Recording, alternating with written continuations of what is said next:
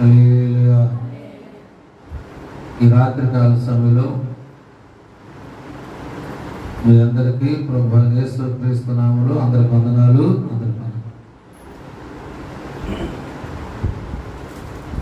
రాజాని సన్నిధిలోనే ఉంటానయ్యా, మనసారా ఆరాధిస్తూ బ్రతికేస్తానయ్యా.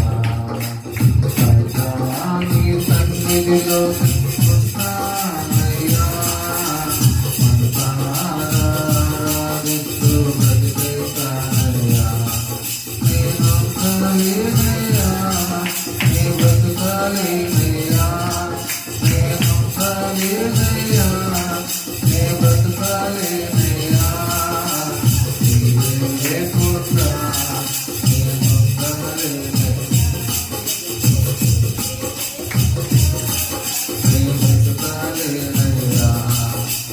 నీవే పుట్ట, నేను కలిగినయ్యా, నీవే పుట్ట, నేను బ్రతుకాలినయ్యా. రాజాని సన్నిధిలోనే ఉంటానయ్యా, మనసారా ఆరాధిస్తూ బ్రతికేస్తానయ్యా. నీ సన్నిధానములో సంపూర్ణ సంతోషము ఆరాధించుకొని విలువైన అవకాశం. నీ సన్నిధానములో సంపూర్ణ సంతోషము ఆరాధించుకొని విలువైన అవకాశం. కోల్పోయినవన్నీ నాకు ఇచ్చుటకును, బాధల నుండి బ్రతికించుటకును. కోల్పోయినవన్నీ నాకు ఇచ్చుటకును, బాధల నుండి బ్రతికించుటకును. నీవే రాకపోతే నేనేమైపోదును, నీవే రాకపోతే నేనేమైపోదును. నేనుండలేనయ్యా, నీ బ్రతుకాలేనయ్యా, నేనుండలేనయ్యా, నీ బ్రతుకాలేనయ్యా. నీవే లేకుండా నేనుండలేనయ్యా, నీ తోడు లేకుండా నీవే లేకుండా నేనుండలేనయ్యా, నీ తోడు లేకుండా నేను బ్రతుకలేనయ్యా. రాజాని సన్నిధిలోనే ఉంటానయ్యా, మనసారా ఆరాధిస్తూ బ్రతికేస్తానయ్యా. రాజాని సన్నిధిలోనే ఉంటానయ్యా, మనసారా ఆరాధిస్తూ బ్రతికేస్తానయ్యా. హల్లెలూయా. ఈ రాత్రికాల సభలో మీ అందరికీ ప్రభువైన యేసుక్రీస్తు నామములో వందనాలు. బైబిల్ అందులోంచి రాత్రి కొన్ని మాటలు ధ్యానం చేసుకుందాం. మొదటి సమూయేలు గ్రంథం 18వ అధ్యాయము మొదటి వచనాన్ని చదువుకుందాం. మొదటి సమూయేలు గ్రంథం 18వ అధ్యాయము మొదటి వచనం రెండవ వచనాన్ని చదువుకుందాం. దావీదు సౌలుతో మాట్లాడుట చాలించిన తరువాత యోనాతాను హృదయం దావీదు హృదయముతో కలిసిపోయాడు. యోనాతాను దావీదును తనకు ప్రాణ స్నేహితునిగా భావించుకొని అతన్ని ప్రేమించాడు. హల్లెలూయా. దేవుని స్తోత్రం. ప్రియ దేవుని బిడ్డలారా, ఈ రాత్రి ఈ చదివిన లేఖన భాగాన్ని ధ్యానం చేస్తే ఇజ్రాయేల్ ప్రజలకి రాజు సౌలు. అయితే దావీదుతో సౌలు మాట్లాడుట చాలించిన తరువాత అన్నది అక్కడ. అంటే రాజుగారు దావీదుతో మాట్లాడిన తరువాత అంటే దావీదు అసలు ఎవరు, దావీదు ఎవరు అని సౌలు ఆరాధిస్తాడు. సౌలు సైన్యాధిపతి, సౌలు సైన్యాధిపతిని పిలిచి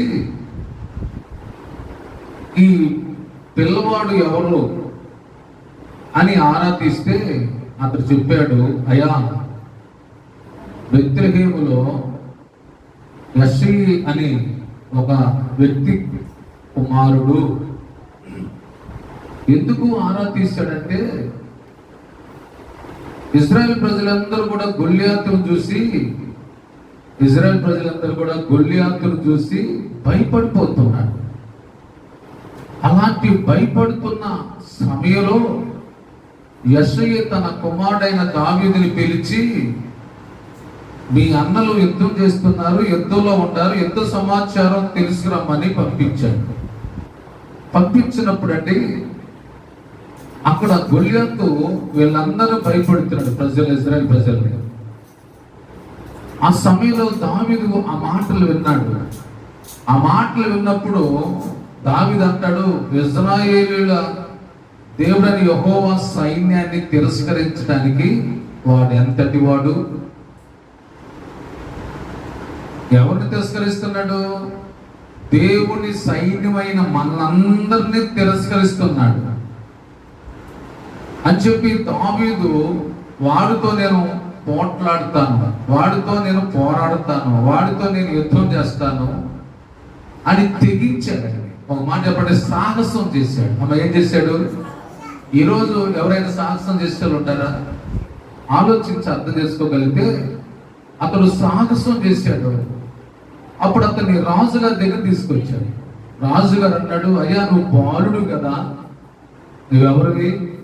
బాలుడు కదా, వాడు చిన్నప్పటి నుంచి యుద్ధాభ్యాసం చేసిన వాడు మంచి బలవంతుడు అని చెప్పి దావీదుతో మాట్లాడుతున్నాడు సౌలు, అంటే రాజుగారు. అప్పుడు దావీదు చెబుతున్నాడు, నాయనా మా తండ్రి నాకు గొర్రెలు మేపమని అప్పచెప్పాడు. మా తండ్రి నాకేం అప్పచెప్పాడు? గొర్రెలు మేపమని అప్పచెప్పాడు. గొర్రెలు మేపుతున్నప్పుడు ఒక ఎలుగుబంటి వచ్చింది. గొర్రెలు మేపుతున్నప్పుడు ఒక సింహం వచ్చింది. గొర్రెను పట్టుకొని ఎత్తుకెళ్ళిపోతుంటే నేను చూస్తా ఊరుకోలే. నేను పరిగెత్తికెళ్ళాను. ఏం చేశాడంట? పరిగెత్తికెళ్ళాడు. సింహం వెనకమాల పరిగెత్తుతా సింహం 10 అడుగులు దూకుతుంటే దావీదు 11 అడుగులు దూకేవాడు అంటండి. అతడు పరిగెత్తి సింహానికి ఎదురుగా వెళ్ళి నిలబడ్డాడు అంటండి. అప్పుడు సింహం దావీదు చూసి బెత్తరపోయింది. హల్లెలూయా. అప్పుడు గడ్డం పైన ఒక చెయ్య కిందకు చెయ్యేసి, గడ్డం కింద చెయ్య పైన ఒక చెయ్యేసి చీల్చి ఆ సింహపు నోట్లో ఉన్న గొర్రెను తీసుకొని మళ్ళా మందలో చేర్చాడంటే. దేవుని స్తోత్రం. అంటే ఎంత సాహసం చేశాడు చూడండి. ప్రియ దేవుడి, రాత్రి మన జీవితాల్లో మనం కూడా సాహసాలు చేస్తాం, మన కుటుంబంలో సాహసాలు చేస్తాం, కానీ దేవుడి కొరకు కూడా చెయ్యాలి. ఎవరి కోసం? మన బిడ్డల కోసం సాహసం చేస్తాం, మన కుటుంబం కోసం సాహసం చేస్తాం, కానీ దేవుడు నీకు ఇచ్చిన బాధ్యత విషయంలో కూడా సాహసాలు చేయాలి. సాహసం చేస్తుంటే చూసేవాళ్ళు, ఒక్క వ్యక్తి సాహసం చేస్తాడు అనుకోండి, 100 మంది చూస్తూ ఉంటారు. ఇప్పుడు ఒక వ్యక్తి సర్కస్ లో అటు గుంజ ఇటు గుంజ బాతి మధ్యలో తాడు కట్టి తాడు మీద నడుస్తూ ఉంటాడు. నడుస్తూ ఉన్నప్పుడు చూసేవాళ్ళు ఎంతమంది ఉంటారు? చాలా మంది ఉంటారు. కానీ ఆ సాహసం జరిగితే అందరి వల్ల కాదు. ప్రియ దేవుడి, రాత్రి మన జీవితాలు కనుక ఆలోచిస్తే గొల్లియాతుని చంపటానికి, గొల్లియాతు మీద యుద్ధం చేయటానికి దావీదు జీవితంలో గొర్రెలు మేపుతున్నప్పుడు ఎలుగుబంటి విషయంలో కానీ సింహం విషయంలో కానీ అతడు ఏం చేశాడు? సాహసం చేశాడు. ప్రియ దేవుడి, రాత్రి మన జీవితాలు కనుక ఆలోచిస్తే రాజుగారి దగ్గర తీసుకెళ్తే దావీదు అదే చదువుతున్నాడు, నాకు సాహసం చేయటం వచ్చు. ఎలుగుబంటిది గొర్రెని ఎత్తుకెళ్ళిపోతుంటే పరిగెత్తుకెళ్ళి సాహసం చేసి, అంత మాట చెప్పాలంటే ప్రాణాలు తెగించి. అమ్మ ఏం తెగించి? వాస్తవంగా ఇతరుల కోసం కొంచెం మనం కష్టపడాలంటేనే కష్టపడలేము. కొంతమంది ఏం చేస్తారు, నాకెందుకండి, వాళ్ళు ఏమైపోతే నాకెందుకు, వాళ్ళు బాగుంటే నాకెందుకు, బాగోపోతే నాకెందుకు, వారు ఏమైపోతే నాకెందుకు అని కొంతమంది ఏం చేస్తారంటే అలా పక్కగా చూసుకుని వెళ్ళిపోతారు. కానీ ఇతరుల గురించి సాహసం చేసే మనసు అది దావీదుకు ఉంది. దేవుని స్తోత్రం. ఇతరుల గురించి పోటపడే మనసు దావీదుకు ఉంది. ఇతరుల గురించి నష్టపోయే మనసు దావీదుకు ఉంది. ఈరోజు ఎలా ఉందంటే స్వార్థం ఎక్కువ పనిచేస్తుంది. ఏమైపోతే నాకెందుకండి, వాళ్ళు ఏమైపోతే నాకెందుకు, వీళ్ళు ఏమైపోతే నాకెందుకు అనుకునే ప్రజలు కనపడుతున్నారు. అందుకని సాహసించేవాళ్ళు లేరు, త్యాగం చేసేవాళ్ళు లేరు. ఇప్పుడు దావీదు రాజుతో చెబుతున్నాడు, ఎలుగుబంటి విషయంలో, సింహం విషయంలో ఏం చేశాడు, ఈయన సాహసం చేశాడు. ఇప్పుడు గొల్లియాతు మీద కూడా నేను సాహసం చేస్తాను. బా ఎంత ధైర్యం చూడండి, ఎంత డేరో చూడండి. ఈ రాత్రి మన జీవితాలు కనుక ఆలోచన చేయగలిగితే, దావీదుని అంటాడు, నువ్వు బాలుడువయ్యా, నీకు బలం చాలదు అన్నప్పుడు ఆయన చేసిన సాహసాలని రాజుకు వివరించాడు. మన జీవితాల్లో కూడా అండి, నీ జీవితంలో రక్షించబడి మారు మనసు పొందిన తర్వాత దేవుని కోసం ఏమైతే సాహసాలు చేశావో, దేవుని పరిచయ విషయంలో ఏమైతే సాహసం చేశావో అవి మనకు అవసరం. ఇప్పుడు చిన్న సాహసం చేసావు, రేపు ఇంకొద్ది పెద్ద సాహసం చేస్తాం. హల్లెలూయా. అందుకనే దావీదు సౌలుతో మాట్లాడుతున్నాడు, కాబట్టి గొల్లియాతుతో కూడా నేను పోట్లాడతాను, గొల్లియాతు మీదకి వెళ్తాను. ఇశ్రాయేల్ ప్రజలు ఉన్నారే వాళ్ళందరూ గడగడలాడిపోతున్నారు.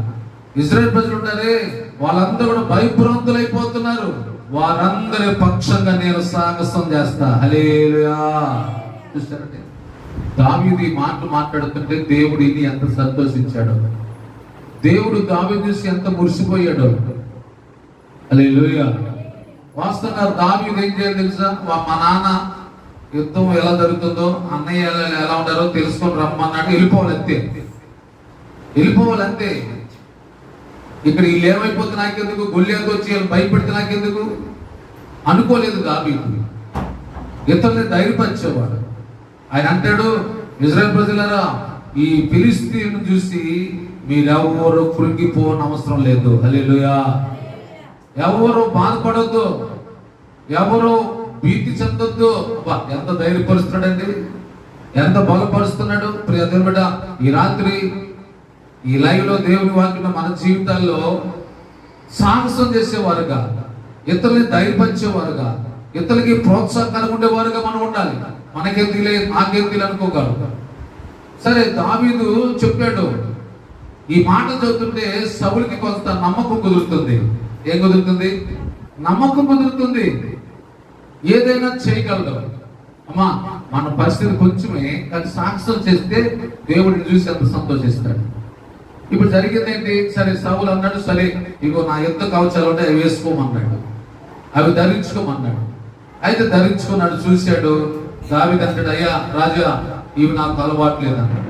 ఇవి నాకు అలవాటు లేదు, ఇవి నాకు అలవాటు లేదు, వీటి మీద నేను ఆధారపడలేను అని చెప్పి అతను ఏటి లోయలోకి వెళ్ళి 5 నున్నని రాళ్ళు తీసుకొని, ఏటి లోయలోకి వెళ్ళి 5 నున్నని రాళ్ళు తీసుకొని, ఏటి లోయ, స్తోత్రం. ఏటి లోయ అంటే సహవాసం, దేవునితో సహవాసం చేశాడు. 5 నున్నని రాళ్ళు తీసుకున్నాడు, అవి చిక్కములో పెట్టుకున్నాడు. ఆమె ఎక్కడ పెట్టినాడు? చిక్కములో పెట్టుకున్నాడు. చిక్కములో పెట్టుకొని, చిక్కం అంటే ఏంటి? హృదయం. దేవుని వాక్యం, రాయి అనగా దేవుని వాక్యం. దేవుని వాక్యం ఎక్కడ ఉండాలి? హృదయంలో ఉండాలి. ఇప్పుడు దావీదు హృదయంలో దేవుని వాక్యం ఉంచుకొని అతడు గొల్లియాతు దగ్గరికి వెళ్తున్నాడు. ఎవరి దగ్గరికి వెళ్తున్నాడు? ఇప్పుడు చూడండి, సాహసం చేస్తున్నాడు. వాడు 6 మూరల జానడు, యుద్ధ సూర్యుడు, వాడు యుద్ధం చేసే విషయంలో నేర్పరితనం కలిగిన వాడు. అలాంటి వాడితో తెగించి బయలుదేరాడండి దావీదు. ఎంత గొప్ప విశ్వాసం చూడండి. అతను వెళ్తుండగా వరిసెలు తీసుకుని వెళ్ళాడు. ఏం తీసుకెళ్ళాడండి? వరిసెలు అంటే విశ్వాసానికి గుర్తు. అమ్మా, ఈరోజు మన జీవితంలో ఏముండాలి? విశ్వాసం ఉండాలి. హృదయంలో వాక్యం ఉండాలి. హృదయంలో ఏముండాలి? వాక్యం ఉండాలి. ఈరోజు మన జీవితంలో హృదయంలో వాక్యం ఉండాలి, చేతిలో వరిసెలు అంటే విశ్వాసం ఉండాలి. ఇప్పుడు విశ్వాసం ఉన్నప్పుడు ఏం చేస్తావు? నీ ఎదుటిన్న సమస్య నీకు పెద్ద సమస్య అనిపించదు. యేసు ప్రభువు ఒక మాట చెప్పాడు, నీలో ఆవగింజంత విశ్వాసం ఉంటే ఈ కొండెల్లి అవతల పడమంటే అవతల పడిపోద్దంట, కొండెల్లి పడిపోద్దంట. ఇప్పుడు దావీదులో ఏముంది? విశ్వాసం ఉంది. అంటే వర్షాలు తీసుకుని బయలుదేరాడు, అంటే విశ్వాసంతో బయలుదేరాడు. ఎవరి మీదకి? గొల్యాతు మీదకి. అది చూసి గొల్యాతు అన్నాడు, ఓయ్ నేనైనా కుక్కనా? అసలు నా మీదకి వస్తానికి ఎలా రావాలి? నువ్వు అసలు ఏమి లేకుండా వస్తున్నావేంటి? నేను చూడు యుద్ధ కవచాలు ఎలా తగిలించుకున్నాను, రక్షణ కవచాలు ఎలా తగిలించుకున్నాను, నువ్వేంటి నా మీదకి వస్తున్నావు? ఏమి లేకుండా వస్తున్నావు? ఎలా కొడతావు? ఎలా జయిస్తావు అని చెప్పి గొల్యాతు దావీదును చూసి అవహేళనగా మాట్లాడుతున్నాడు.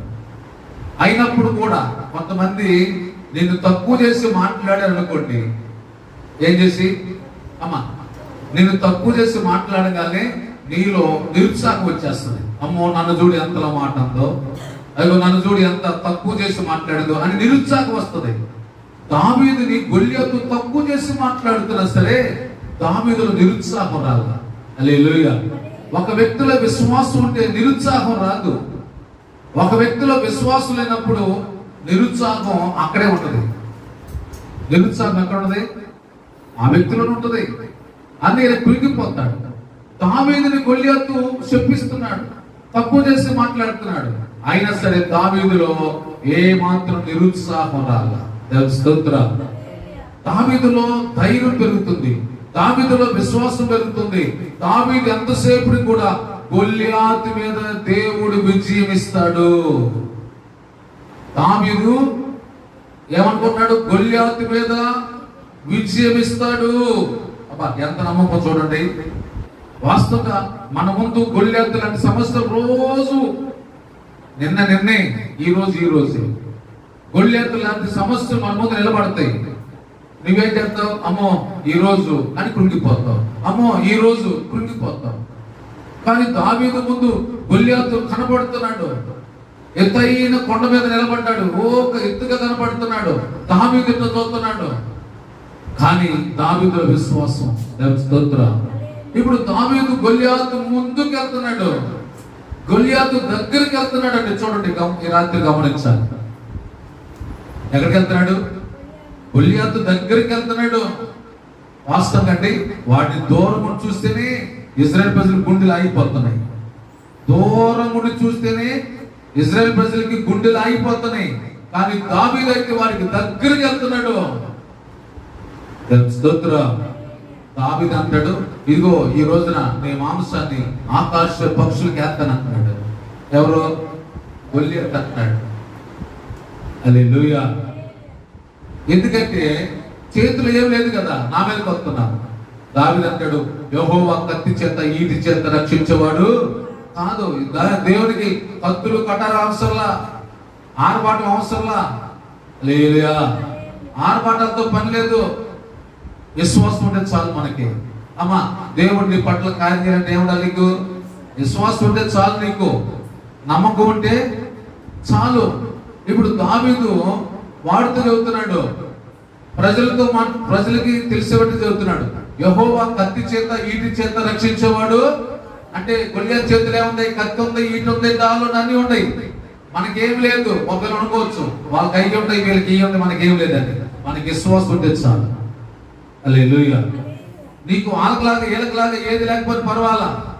చాలా మంది ఏం చెప్తారు, వాళ్ళకి అయ్యి ఉంటాయి, వీళ్ళకి నాకేం లేవండి. నీకు విశ్వాసం ఉంది. దేవుని స్తోత్రం. నీకు ప్రభు మీద నమ్మకం ఉంది, అది చాలు నీకు. ఈ రాత్రి దేవుని బట్టి మన జీవితాలు కనుక ఆలోచిస్తే, ఇప్పుడు దావీదు గొల్యాతు వైపు వస్తున్నాడు, గొల్యాతు వైపు దావీదు వెళ్తున్నాడండి. అసలు అక్కడ చూడండి, దావీదు యొక్క సాహసం ఎంత గొప్పదో అక్కడ 17వ అధ్యాయంలో 47-48 వచ్చిన చూడండి ఒకసారి. అప్పుడు యెహోవా కత్తి చేతను ఈటి చేతను రక్షించువాడు కాదని ఈ దండు వారందరూ తెలుసుకుంటారు. అంటే ఇక్కడ ఎందుకు ఈ మాట చెప్పాడంటే ఇశ్రాయేలు ప్రజలందరూ కూడా వాడి దగ్గర అన్ని ఉండే మా దగ్గర ఏమి లేవు అనుకుంటారు వాళ్ళ మనసులో. అందుకనే వారి మనసులో దేవుడికి స్థానం లేదు. ఈరోజు అనేక మంది ప్రజలు దేవుడి బిడ్డలని చెప్పుకుంటారు కానీ వారి హృదయాల్లో దేవుడికి చోటు లేదు. వాళ్ళు ఏమనుకున్నారు, గొల్లియాతు దగ్గర అన్ని ఉంటాయండి, మరి మా దగ్గర ఏమి లేవు. వాడు బలవంతుడు అంటే మా దగ్గర ఏమి లేదు, బలం లేదు అన్నారు. అందుకే దావీదు అంటాడు, ఓ ప్రజలారా, దేవుడు కత్తి చేత ఈటి చేత రక్షించేవాడు కాదు. దేవుడి శక్తి నీకుంటే చాలు, దేవుడి బలం నీకుంటే చాలు. ఆయనకు మన హృదయంలో చోటు ఇవ్వాలి, ఆయనకు మన హృదయంలో ఏమియాలి, చోటు ఇవ్వాలి అని చెప్పి యుద్ధము యెహోవాది, ఆయన మిమ్మును ఆయన నా చేతికి అప్పగింతునని చెప్పాను. ఫిలిష్తీయుడు లేచి దావీదును కలుయుటకై,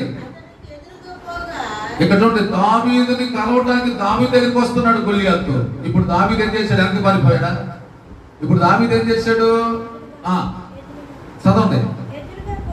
ఎదురుగా పోగా, ఇక్కడ చూడండి, దావీదు ఎదురుగా వెళ్తున్నాడు. అమ్మా అర్థం చేసుకోండి, దావీదు ఎవరికి ఎదురుగా వెళ్తున్నాడు? గొల్లియాతుకి ఎదురుగా వెళ్తున్నాడు. దేవుడి స్తోత్రం. అబ్బా ఎంత విశ్వాసం!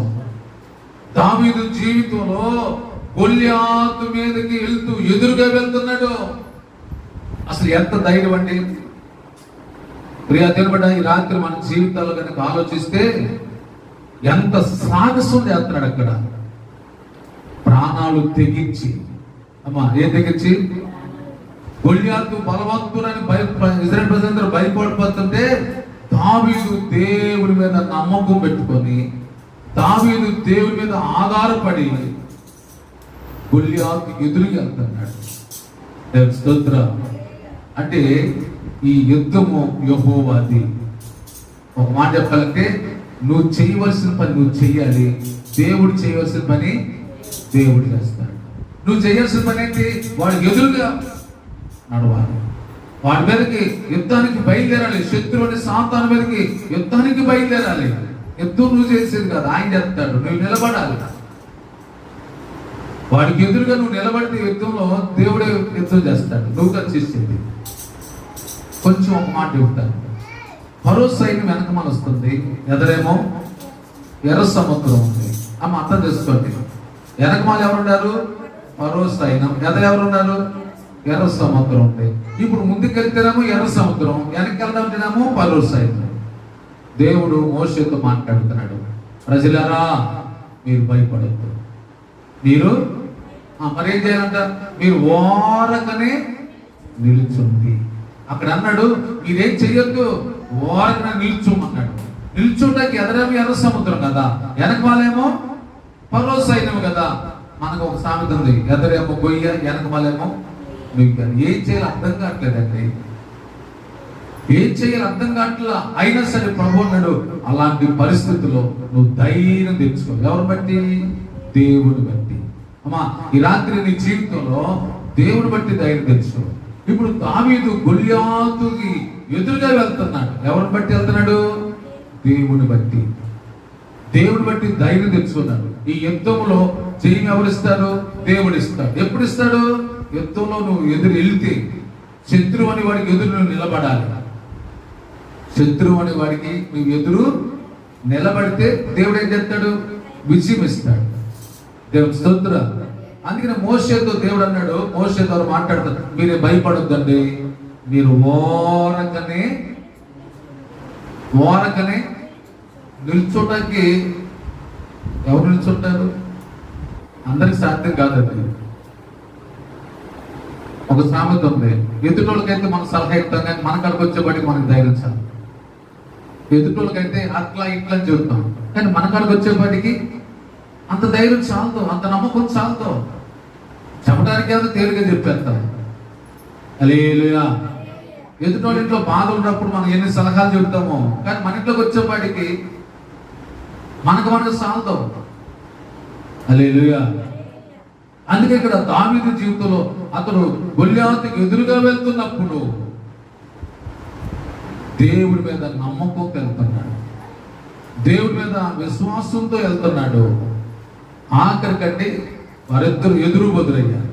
ఏమయ్యారు? గొల్యాతు దావీదు ఎదురు బదులయ్యాడు. అప్పుడు దావీదు చేతులు ఏముందని చెప్పాం? వరిసెల ఉంది. హృదయం ఏముంది? వాక్యం ఉంది. వాక్యం ఉంది, విశ్వాసం ఉంది. అందుకే గొల్యాతు మీదకి వెళ్ళగలిగాడు. దేవుని స్తోత్రం. గడి చేద్దాం. ఇప్పుడు వెళ్ళగలిగాడు. ఇప్పుడు వరిసెల్లో రాయి పెట్టుకున్నాడు. దాన్ని తిప్పుతా ఉన్నాడు. తిప్పుతా ఉంటే అది తిప్పి తిప్పి తిప్పి వదిలిపెట్టాడు రాయి. ఆ రాయి అంటే గొల్యాతు నుదుటం తగిలింది. గొల్యాతుకి ఎక్కడ తగిలిందంట? నుదుటం తగిలింది. దేవుని స్తోత్రం. ఇప్పుడు నుదురు తగిలితే అతను ఎలికెత్తలు పడాలి, కానీ బొక్క బాగా పడ్డాడు. అతను ఎలా పడాలి? ఎలికెత్తు. ఇప్పుడు ఇక్కడ తగిలిందంటే తగిలితే ఏం చేయాలి? ఎలికెత్తలు పడాలి, కానీ అతను ఎలా పడ్డాడంట? బొక్క బాగా పడ్డాడు. అంటే దావీదు విశ్వాసంతో కొడితే దేవుడు అంటే వెనకమాలించి వచ్చి కొట్టాడు అతను. హల్లెలూయా. ఇప్పుడు దావీదు కొట్టిన దాన్ని పడ్డాడా? దేవుడు కొట్టిన దాన్ని పడ్డాడా? దేవుడు కొట్టిన దాన్ని పడ్డాడు. దావీదు అట్లా విశ్వాసంతో ఇసిరాడు, కానీ ఆ యుద్ధం ఎవరు చేశాడు? దేవుడు చేశాడు. హల్లెలూయా. యుద్ధం ఎవరు చేశారు? దేవుడు చేశాడు. కానీ ఇక్కడ దావీదు సాహసం చేశాడు. అమ్మా, దావీదు ఏం చేశాడు? సాహసం చేస్తే దేవుడు ఏం చేశాడు తెలుసా? వెనకమాలించి కొడితే బాగా పట్టాడు. ఒకవేళ ఎలికెత్తలు పడితే దావీదు యుద్ధం చేసినట్టు లెక్క. కానీ ఇక్కడ దావీదు సాహసం చేశాడు. యుద్ధం ఎవరు చేశారు? దేవుడు చేశాడు. దేవుడి స్తోత్రం. గట్టిగా హల్లెలూయా. ఇప్పుడు అతను బొక్క బాగా పడ్డాడు. ఇప్పుడు దావీదు ఏం చేశాడంటే గొల్యాతు కత్తి తీశాడు. గొల్యాతు కత్తి తీసి ఆ గొల్యాతు తల తెగవేసి జుట్టు పట్టుకొని అతను వస్తా ఉన్నాడు. హల్లెలూయా. అతను వస్తా ఉంటే సౌలుకి చెప్పారు, అయ్యా గొల్యాతు మెడ తెగగొట్టి దావీదు తల తీసుకొస్తాడు దెబ్బనల్ని. సౌలు ఆశ్చర్యపోయి, దేవుని స్తోత్రం. హల్లెలూయా. సౌలు ఆశ్చర్యపోయి తన సైన్యాధిపతి, ఆయన పేరేంటి? సౌలు సైన్యాధిపతి. అక్కడే ఉన్న చూడండి 17వ అధ్యాయంలో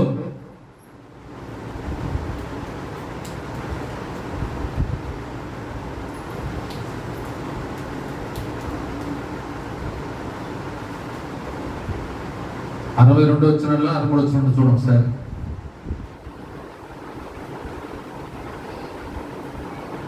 యాభై 53 వచ్చినాడు. అబ్నేర్. దేవుని స్తోత్రం. సౌలు సైన్యాధిపతి పేరు అబ్నేర్ని పిలిచి ఈ సౌలు తలగా అమ్మా పిల్లలు కొద్దిగా ఈ దావీదు సౌలు ఈ గొల్యాతు తలకాయ పట్టుకుని వస్తుంటే ఎవడు పిల్లవాడు ఎవరు? హల్లెలూయా అని చెప్పి ఆరా తీశాడంటే. దేవుని స్తోత్రం. అప్పుడు ఆరాధిస్తే ఇతను యెష్షీ కుమారుడు. ఎవరండి? అప్పుడు ఇతనంట ఇంటికి పిలిపించుకున్నాడు. ఎవరండి? ఇజ్రాయెల్ ప్రజలకి రాజు అయిన సౌలు దావీదుని ఇంటికి పిలిపించుకున్నాడు. దేవుని స్తోత్రం. హల్లెలూయా. ఇంటికి పిలిపించుకున్నాడు. ఇంటికి పిలిపించుకొని ఆయనతో మాట్లాడుతున్నాడు. అబ్బాయి నువ్వు అసలు ఎవరివై? నువ్వు ఎవరివై? నువ్వేం పని చేస్తావు? హల్లెలూయా. నువ్వేం పని చేస్తావు? ఎవరివై ఏంటని అడిగాడు. అడుగుతుంటాయిగా, నేను మా నాన్నకి 8 మంది పిల్లలు అయ్యా, ఆఖరుని నేనేం చేస్తున్నాను? గొర్రెలు కాసేవాడిని. నేను గొర్రెలు కాస్తున్నాను. మా నాన్నగారు యుద్ధంలో అన్నలో ఉన్నారు, వెళ్ళి సమాచారం తెలుసుకురమ్మని చెప్పి నేను వచ్చాను. ఈలోపు ఇలా జరుగుతుంది అని చెప్పి దావీదు సౌలుతో మాట్లాడుతుంటే సౌలుకి ఆశ్చర్యం వేసింది. అమ్మా, సౌలుకి ఏమొచ్చింది? ఆశ్చర్యం వేసింది. ఇప్పుడు ఇది జరుగుతున్నప్పుడు ఇదంతా ఎవరు గమనిస్తున్నారు? ఇప్పుడు మనం చదువుకున్న విషయం ఏంటి? యోనాతాను. సౌలు దావీదుతో మాట్లాడిన చాలించిన తర్వాత యోనాతాన్ అంట దావీదుని ప్రేమించాడంట. ఇప్పుడు చదవండి 18వ అధ్యాయం మొదటి వచనం. దావీదు సౌలుతో మాట్లాడుట చాలించినప్పుడు యోనాతాను హృదయము దావీదు హృదయముతో. ఇక్కడ చూడండి, యోనాతాను హృదయం అంట దావీదు హృదయముతో చెప్పాలి కలిసిపోయింది. అంటే యోనాతాను దావీదుని అంతగా ప్రేమించాడు. అమ్మా ఎంతగా? దావీదుని యోనాతాను ఎంతగా ప్రేమించాడు? అసలు దావీదు ఎవరు? గొర్రెలు కాల్చుకునే కాపరి. యోనాతాను ఎవరు? రాజుగారి కుమారుడు. అర్థం చేసుకోండి, ఎవరు? రాజుగారి కుమారుడు.